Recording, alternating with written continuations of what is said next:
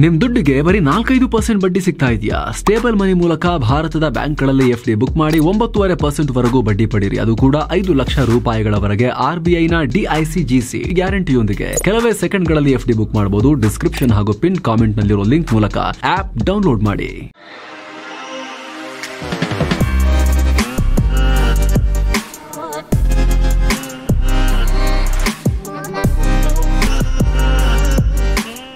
Hi friends, ದಿನದ ಎಲ್ಲ ಪ್ರಮುಖ ಸುದ್ದಿಯನ್ನು ನಿಮಗೆ ತಲುಪಿಸೋ mastmaga.com ನ ಫುಲ್ ನ್ಯೂಸ್ಗೆ ಸ್ವಾಗತ.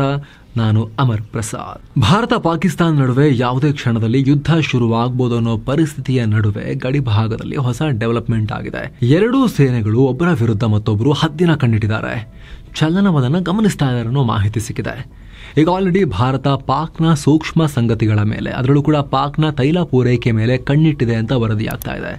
ಪಾಕ್ನ ಫ್ಯೂಲ್ ಸಪ್ಲೈ ರೂಟ್ ಹೇಗಿದೆ, ಎಲ್ಲಿಂದ ಬರ್ತಾ ಇದೆ, ಪಾಕ್ ಇದನ್ನು ಹೇಗೆ ಯೂಸ್ ಮಾಡ್ತಾ ಇದೆ, ಇದೆಲ್ಲವೂ ಕೂಡ ಭಾರತ ಮುಂಚಿನಿಂದಲೂ ಟ್ರ್ಯಾಕ್ ಮಾಡಿ ಇಟ್ಕೊಂಡಿರೋ ವಿಚಾರವೇ. ಅದ್ರ ಬಗ್ಗೆ ಎರಡೂ ರಾಷ್ಟ್ರಗಳು ಒಬ್ಬರೊಬ್ರು ಸ್ಟಡಿ ಮಾಡ್ತಾರೆ. ಈಗ ಭಾರತ ಇನ್ನೂ ಜಾಸ್ತಿ ಕಣ್ಣಿಟ್ಕೊಂಡು ನೋಡ್ತಾ ಇದೆ ಆ ಭಾಗದಲ್ಲಿ. ಅರಬ್ಬಿ ಸಮುದ್ರ ಮತ್ತು LOC ಗಡಿಯಲ್ಲೂ ಕೂಡ ಭಾರತ ಏರ್ಕ್ರಾಫ್ಟ್ಗಳು, ಡ್ರೋನ್ ಮತ್ತು ಸ್ಯಾಟಲೈಟ್ಸ್ ಮೂಲಕ ಪಾಕ್ ಸೇನೆಯ ಮೂವ್ಮೆಂಟ್ ಅನ್ನ ಸೂಕ್ಷ್ಮವಾಗಿ ಮಾನಿಟರ್ ಮಾಡ್ತಾ ಇದೆ ಅಂತ ರಿಪೋರ್ಟ್ಸ್ ಬರ್ತಾ ಇದೆ. ಜೊತೆಗೆ ಭಾರತದ ವಾಯುಪಡೆ ಅತಿದೊಡ್ಡ ಸಮರಾಭ್ಯಾಸ ನಡೆಸೋಕು ಮುಂದಾಗಿದೆ. ಪಾಕ್ನ ದಕ್ಷಿಣ ಗಡಿ ಅಂದರೆ ರಾಜಸ್ಥಾನ ಬಾರ್ಡರ್ನಲ್ಲಿ ಈ ಅಭ್ಯಾಸ ನಡೆಯುತ್ತೆ. ಮೇ 7 ಮತ್ತು 8ನೇ ತಾರೀಕು ಈ ಡ್ರಿಲ್ ನಡೆಸುತ್ತೆ.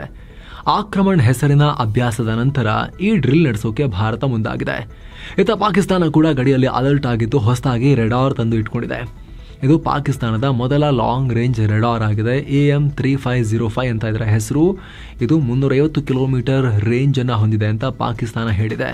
ಆರ್ಟಿಲರಿ, ಟ್ಯಾಂಕ್, ಏರ್ಕ್ರಾಫ್ಟ್ ಎಲ್ಲವನ್ನ ಐಡೆಂಟಿಫೈ ಮಾಡುತ್ತೆ ಇದು ಅಂತ ಹೇಳ್ಕೊಂಡಿದ್ದಾರೆ. ಇದನ್ನು ಪಾಕಿಸ್ತಾನಿಯರೇ ತಯಾರು ಮಾಡಿದಾರಂತೆ. ಆಂಟಿ ಜಾಮಿಂಗ್ ಟೆಕ್ನಾಲಜಿ ಕೂಡ ಇದೆಯಂತೆ ಇದರಲ್ಲಿ. ಭಾರತ ಏನಾದರೂ ಜಾಮರ್ ಮೂಲಕ ಜಾಮ್ ಮಾಡೋ ಪ್ರಯತ್ನ ಮಾಡಿದ್ರೆ ಆ ಜಾಮಿಂಗ್ ಅನ್ನ ಇದರಲ್ಲಿ ತಡಿತೀವಿ ಅಂತ ಹೇಳ್ತಿದ್ದಾರೆ. 30 ನಿಮಿಷದಲ್ಲೇ ಈ ಕೆಲಸ ಮಾಡಬಹುದು ಅಂತ ಪಾಕ್ ಹೇಳಿದೆ. ಮತ್ತೊಂದು ಕಡೆ ಪಾಕ್ನ ರಕ್ಷಣಾ ಸಚಿವ ಖ್ವಾಜಾ ಆಸಿಫ್ ಉಗ್ರನಂತೆ ಜಗತ್ತಿಗೆ ಬೆದರಿಕೆ ಹಾಕಿದ್ದಾರೆ.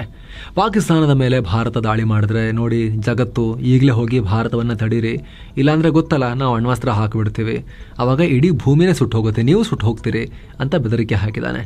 ಇದು ಪಾಕಿಸ್ತಾನದ ಅಸ್ತಿತ್ವದ ಪ್ರಶ್ನೆ. ನಮ್ಮ ಅಸ್ತಿತ್ವಕ್ಕೆ ಅಪಾಯ ಏನಾದರೂ ಬಂತು ಅಂದರೆ ನಾವು ಸುಮ್ಮನಿರೋದಿಲ್ಲ.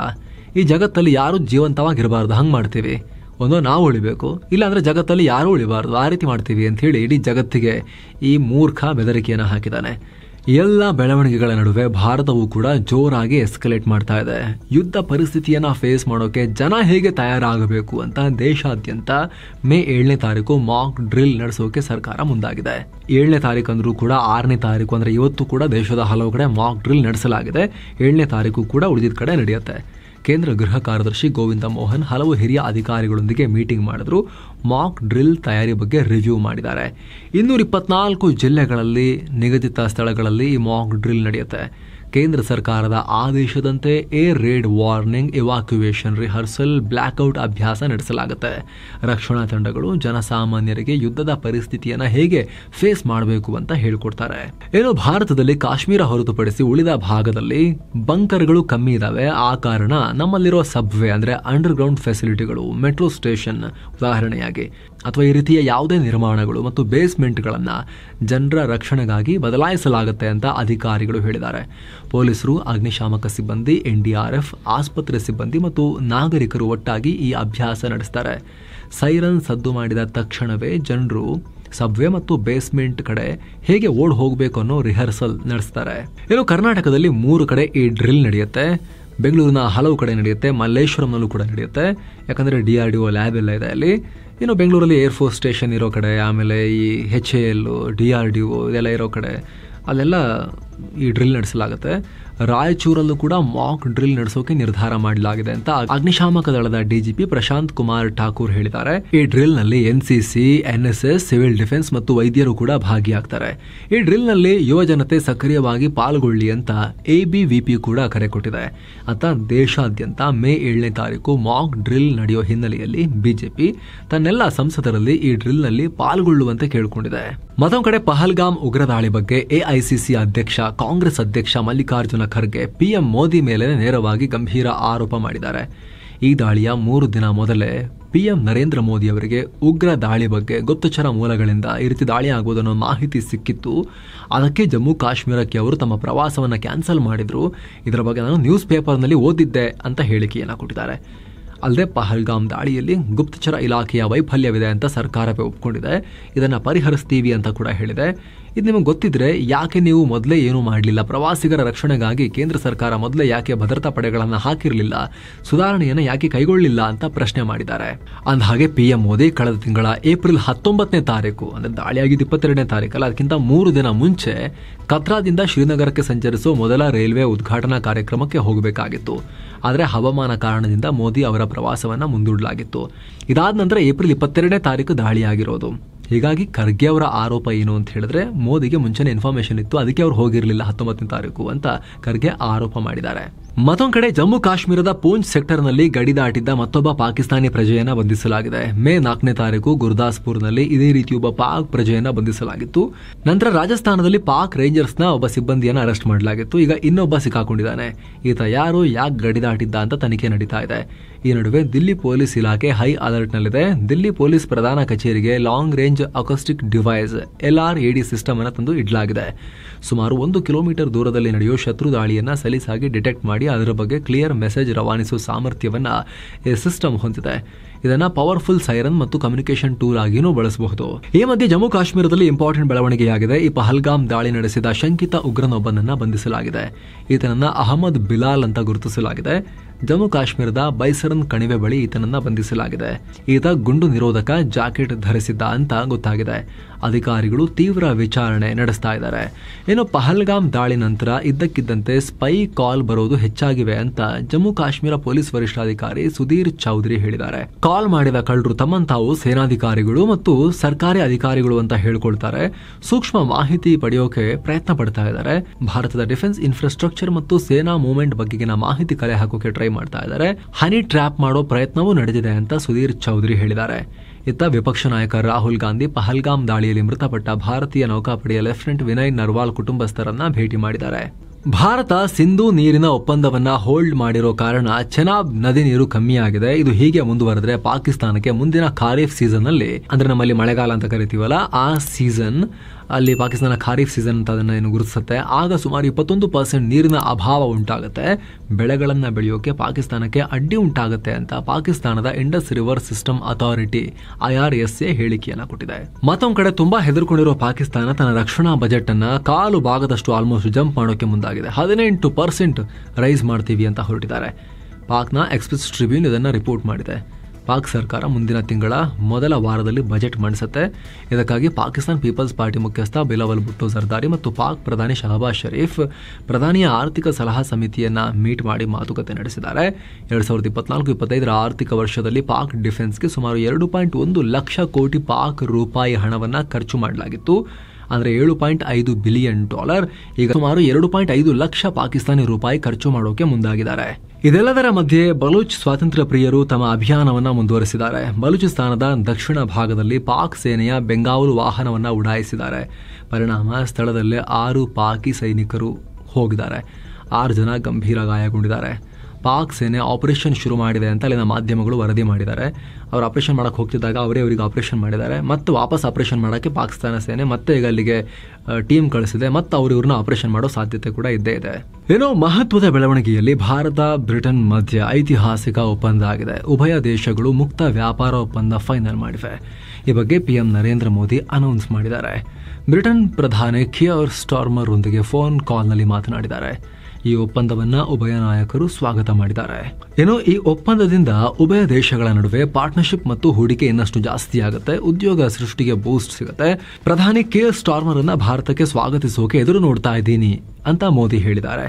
ಈ ಒಪ್ಪಂದದಿಂದ ಭಾರತದ ಸರಕುಗಳ ಮೇಲೆ ಬ್ರಿಟನ್ ಯಾವುದೇ ರೀತಿಯ ಟ್ಯಾರಿಫ್ ಹೇರಲ್ಲ ಅಂತ ಅಧಿಕಾರಿಗಳು ಹೇಳಿದ್ದಾರೆ. ಅಲ್ಲದೆ ಇದರಿಂದ ಭಾರತದ ಉತ್ಪನ್ನಗಳಿಗೆ ಬ್ರಿಟನ್ ಮಾರುಕಟ್ಟೆಯಲ್ಲಿ ಬೇಡಿಕೆ ಹೆಚ್ಚಾಗುತ್ತೆ. IT, ಫಿನಾನ್ಸ್, ಹೆಲ್ತ್ ಕೇರ್ ಸೆಕ್ಟರ್ನಲ್ಲಿ ಕೆಲಸ ಮಾಡೋ ಭಾರತೀಯರಿಗೆ ಬ್ರಿಟನ್ನಲ್ಲಿ ಕೆಲಸ ಪಡೆಯೋಕ್ಕೂ ಈಸಿ ಆಗುತ್ತೆ.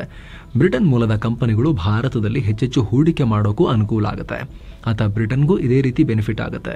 ಅಂದಹಾಗೆ ಬ್ರಿಟನ್ಗೆ ಭಾರತ 11ನೇ ಅತಿ ದೊಡ್ಡ ಟ್ರೇಡಿಂಗ್ ಪಾರ್ಟ್ನರ್. 2 ರಾಷ್ಟ್ರಗಳ ನಡುವೆ $21.34 ಬಿಲಿಯನ್ ವ್ಯಾಪಾರ ಆಗುತ್ತೆ. ಇದರಲ್ಲಿ $12.92 ಬಿಲಿಯನ್ ಭಾರತ ಯುಕೆಗೆ ರಫ್ತು ಮಾಡುತ್ತೆ. ನಾವು ಅಲ್ಲಿಂದ $8.42 ಬಿಲಿಯನ್ ಮೌಲ್ಯದ ವಸ್ತುಗಳನ್ನು ತರಿಸ್ಕೊಳ್ತೀವಿ. Electronic items, engineering goods, petroleum products, organic chemicals, pharma products, ಆಭರಣ, ರತ್ನಗಳನ್ನು ಭಾರತ ರಫ್ತು ಮಾಡುತ್ತೆ. ಬ್ರಿಟನ್ ಮೆಟಲ್ಸ್, ಯಂತ್ರೋಪಕರಣ, ಮದ್ಯವನ್ನು ಭಾರತಕ್ಕೆ ರಫ್ತು ಮಾಡುತ್ತೆ. ಇಲ್ಲಿ ಭಾರತವೇ ಹೆಚ್ಚು ಎಕ್ಸ್ಪೋರ್ಟ್ ಮಾಡುತ್ತೆ. ಅಂದರೆ ಸುಮಾರು $4.5 ಬಿಲಿಯನ್ ಟ್ರೇಡ್ ಸರ್ಪ್ಲಸ್ ಭಾರತಕ್ಕಿದೆ. ಈ ಮಧ್ಯೆ PM ನರೇಂದ್ರ ಮೋದಿ ಕತರ್ನ emir Sheikh Tamim bin Hamad Al Thani ಅವರೊಂದಿಗೆ ಫೋನ್ ಕಾಲ್ನಲ್ಲಿ ಮಾತನಾಡಿದ್ದಾರೆ. ಈ ವೇಳೆ ಎಮಿರ್ ಪಹಲ್ಗಾಮ್ ದಾಳಿಗೆ ಖಂಡನೆ ವ್ಯಕ್ತಪಡಿಸಿದ್ದಾರೆ. ಭಯೋತ್ಪಾದನೆ ವಿರುದ್ಧ ನಾವು ಭಾರತದೊಂದಿಗೆ ಒಗ್ಗಟ್ಟಾಗಿ ನಿಲ್ತೀವಿ ಅಂತ ಹೇಳಿದ್ದಾರೆ ಅಂತ ಮಾಹಿತಿ ಲಭ್ಯವಾಗಿದೆ. ಇನ್ನು ಅಕ್ರಮ ಗಣಿಗಾರಿಕೆ ಕೇಸ್ನಲ್ಲಿ ಗಂಗಾವತಿ ಶಾಸಕ ಗಾಲಿ ಜನಾರ್ದನ ರೆಡ್ಡಿ ಜೈಲು ಪಾಲಾಗ್ತಾರೆ. ಓಬಳಾಪುರಂ ಮೈನಿಂಗ್ ಅಕ್ರಮ ಪ್ರಕರಣದಲ್ಲಿ ಜನಾರ್ದನ ರೆಡ್ಡಿಗೆ 7 ವರ್ಷ ಜೈಲು ಶಿಕ್ಷೆ ಕೊಟ್ಟು ಹೈದರಾಬಾದ್ ವಿಶೇಷ ಸಿಬಿಐ ಕೋರ್ಟ್ ತೀರ್ಪನ್ನು ಕೊಟ್ಟಿದೆ. ಓಬಳಾಪುರಂ ಮೈನಿಂಗ್ ಕಂಪನಿಯ ವ್ಯವಸ್ಥಾಪಕ ನಿರ್ದೇಶಕರಾಗಿದ್ದ BV ಶ್ರೀನಿವಾಸ್ ರೆಡ್ಡಿ ಮತ್ತು ಕಂಪನಿಯ ಮುಖ್ಯಸ್ಥರಾಗಿದ್ದ ಜನಾರ್ದನ ರೆಡ್ಡಿ ಅಪರಾಧಿ ಅಂತ ತೀರ್ಪು ಬಂದಿದೆ. ಅವರು ತಪ್ಪು ಮಾಡಿರುವುದು ಸಾಬೀತಾಗಿದೆ, ಸೊ ಜೈಲು ಶಿಕ್ಷೆ ಅಂತ ಕೋರ್ಟ್ ಹೇಳಿದೆ. ಇದೇ ಕೇಸಲ್ಲಿ VD ರಾಜಗೋಪಾಲ್, ರಾವ್ ಲಿಂಗಾರೆಡ್ಡಿ, ಕೆ ಮೆಹಫೂಜ್ ಅಲಿ ಖಾನ್ ಮತ್ತು OMC ಕಂಪನಿ ಕೂಡ ಅಪರಾಧಿಗಳು ಅಂತ ಕೋರ್ಟ್ ಹೇಳಿದೆ. ವಿಚಾರಣೆ ವೇಳೆ ಕೋರ್ಟ್ ನಿಮಗೆ 10 ವರ್ಷ ಜೈಲು ಶಿಕ್ಷೆ ಯಾಕೆ ಕೊಡಬಾರದು, ನೀವು ಜೀವಾವಧಿ ಶಿಕ್ಷೆಗೂ ಕೂಡ ಅರ್ಹರು ಅಂತ ರೆಡ್ಡಿ ಅವ್ರನ್ನ ಪ್ರಶ್ನೆ ಮಾಡಿತ್ತು. ಇದಕ್ಕೆ ಉತ್ತರಿಸಿದ ರೆಡ್ಡಿ, ನಾನು ಈಗ ಆಲ್ರೆಡಿ 3.5 ವರ್ಷ ಜೈಲಲ್ಲಿ ಕಳೆದಿದ್ದೀನಿ. ಈಗ ನಾನು ಶಾಸಕನಾಗಿದ್ದೀನಿ, ನನ್ನನ್ನು ಜನ ಆಯ್ಕೆ ಮಾಡಿದ್ದಾರೆ, ನಾನು ಸಾರ್ವಜನಿಕ ಸೇವೆಗೆ ಸಮರ್ಪಿತನಾಗಿದ್ದೀನಿ, ದಯವಿಟ್ಟು ಶಿಕ್ಷೆ ಪ್ರಮಾಣ ಕಮ್ಮಿ ಮಾಡಿ ಅಂತ ಬೇಡಿಕೊಂಡಿದ್ರು. ಆದರೆ ಕೋರ್ಟ್ ಜನಾರ್ದನ ರೆಡ್ಡಿ ಮನವಿಯನ್ನು ತಿರಸ್ಕರಿಸಿದೆ. ಅಂದಹಾಗೆ ಆಂಧ್ರದಲ್ಲಿ YS ರಾಜಶೇಖರ್ ರೆಡ್ಡಿ ಮತ್ತು ರಾಜ್ಯದಲ್ಲಿ BS ಯಡಿಯೂರಪ್ಪ CM ಆಗಿದ್ದಾಗ ಓಬಳಾಪುರಂ ಅಕ್ರಮ ಗಣಿಗಾರಿಕೆ ಕೇಸ್ ಬೆಳಕಿಗೆ ಬಂದಿತ್ತು. ಆಂಧ್ರ ಕರ್ನಾಟಕ ಗಡಿಗೆ ಹೊಂದಿಕೊಂಡಂತಿರೋ ಓಬಳಾಪುರಂ ಬೆಟ್ಟದಲ್ಲಿ ಅಕ್ರಮ ಗಣಿಗಾರಿಕೆ ನಡೆದಿದೆ. ಗಣಿಗಾರಿಕೆ ಮಂಜೂರಾತಿ ವೇಳೆ ಅಕ್ರಮ ಎಸಗಿದ್ದಾರೆ ಅಂತ ಆರೋಪ ಮಾಡಲಾಗಿತ್ತು. ಈಗ ಆ ಕೇಸ್ನಲ್ಲಿ 884 ಕೋಟಿ ರೂಪಾಯಿ ಅಕ್ರಮ ನಡೆದಿದೆ ಅಂತ ಸಾಬೀತಾಗಿದೆ. ಸುಮಾರು 29 ಲಕ್ಷ ಟನ್ ಅದಿರನ್ನ ಲೂಟಿ ಮಾಡಿರುವುದು ಗೊತ್ತಾಗಿದೆ. ಮುಂಚೆ ಇದೇ ಕೇಸ್ನಲ್ಲಿ ಜನಾರ್ದನ ರೆಡ್ಡಿ 3.5 ವರ್ಷ ಜೈಲು ಶಿಕ್ಷೆ ಅನುಭವಿಸಿ ಜಾಮೀನಿನ ಮೇಲೆ ಬಿಡುಗಡೆ ಕೂಡ ಆಗಿದ್ರು. ಆದ್ರೆ ಈಗ ಕೋರ್ಟ್ ಮತ್ತೆ ಜೈಲಿಗೆ ತಳ್ಳಿದೆ. ಹೀಗಾಗಿ ಜನಾರ್ದನ ರೆಡ್ಡಿ ಶಾಸಕ ಸ್ಥಾನಕ್ಕೆ ಈಗ ಬಹಳ ಕಂಟಕ ಎದುರಾಗಿದೆ. ವಿಶ್ವಸಂಸ್ಥೆಯ 2023 ಹ್ಯೂಮನ್ ಡೆವಲಪ್ಮೆಂಟ್ ಇಂಡೆಕ್ಸ್ HDI-ನಲ್ಲಿ ಭಾರತ 4 ಸ್ಥಾನ ಮೇಲೆ ಬಂದು 130ನೇ ಸ್ಥಾನಕ್ಕೆ ರೀಚ್ ಆಗಿದೆ. ಹೀಗಂತ United Nations development programme UNDP ಮಾಹಿತಿ ಕೊಟ್ಟಿದೆ. ಭಾರತ 0.685 HDI ಸ್ಕೋರ್ ಪಡೆದಿದೆ. 2022ರಲ್ಲಿ ಭಾರತಕ್ಕೆ 0.644 ಸ್ಕೋರ್ ಸಿಕ್ಕಿತ್ತು. ಭಾರತದ ಆರೋಗ್ಯ, ಶಿಕ್ಷಣ ಮತ್ತು ಜನರ ಆದಾಯದಲ್ಲಿ ಆದ ಸುಧಾರಣೆಯಿಂದ ಭಾರತ ಇಂಪ್ರೂವ್ ಆಗಿದೆ ಅಂತ UNDP ಹೇಳಿದೆ. ಆದರೂ ಕೂಡ ಇನ್ನೂ ಭಾರತ ಮೀಡಿಯಂ ಹ್ಯೂಮನ್ ಡೆವಲಪ್ಮೆಂಟ್ ಕ್ಯಾಟಗರಿಯಲ್ಲೇ ಇದೆ. ಅಂದ್ರೆ ಇನ್ನೂ ಉತ್ತಮ ಸ್ಥಿತಿಗೇನು ಬಂದಿಲ್ಲ, ಮುಂಚೆಗಿಂತ ಚೂರು ಬೆಟರ್ ಆಗಿದೆ ಅಷ್ಟೇ.